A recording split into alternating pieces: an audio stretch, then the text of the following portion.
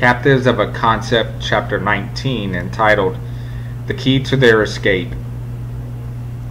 Since the concept that holds Jehovah's Witnesses captive is their belief that the society is God's organization, then the key to releasing themselves from their captivity is to come to a realization that it isn't God's organization. And I've saw this illustration on Facebook, and I think it's very appropriate.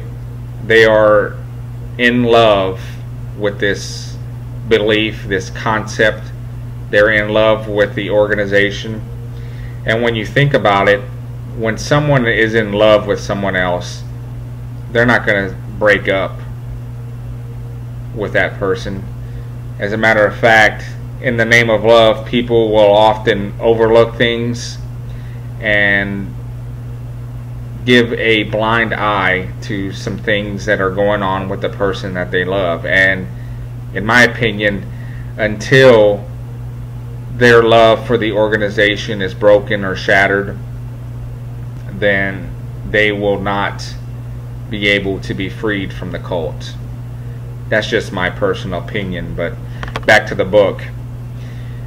The key to their escape sounds so simple enough in view of the fact that all the evidence they need to know is so abundant and readily available.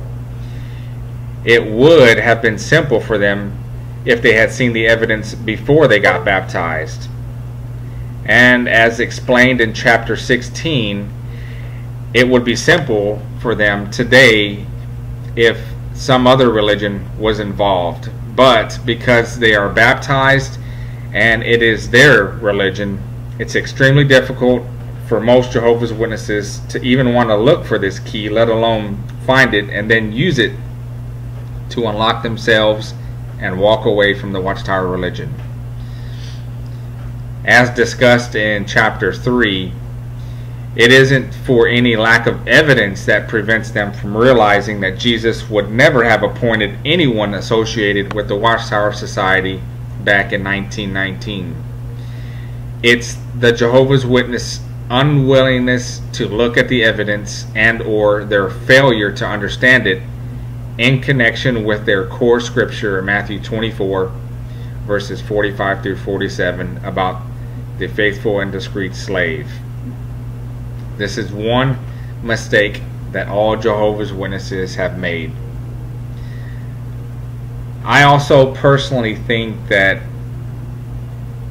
it's the inability to connect all the dots together, because the Watchtower has force-fed members into a pattern of thinking that they are unable to connect those dots for themselves.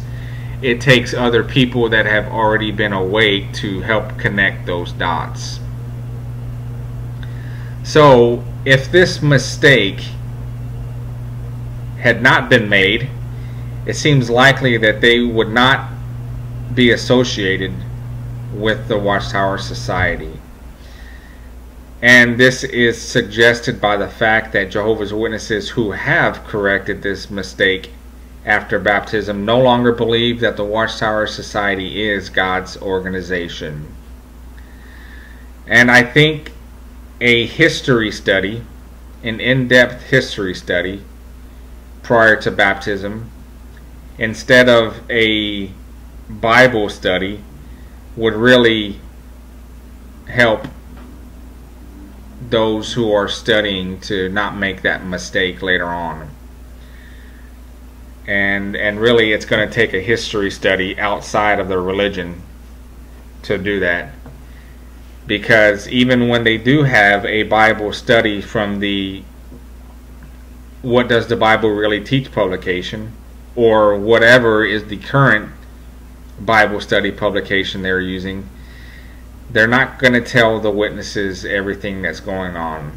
Say for instance, when they're having their Bible study in this current study book, What Does the Bible Really Teach? There is no chapter on the faithful and discreet slave, and there is nothing that's said of disfellowshipping. I find that kind of odd, because these are two very important doctrines that make up the Jehovah's Witness religion, but that's left for them to connect the dots in their meeting attendance and through other Watchtower publications. So this will bring an end to this chapter. Stay tuned for the next. Thank you for taking time to watch and listen to this presentation. Post your comments, like and share this video, subscribe to my channel, and stay tuned for the next episode.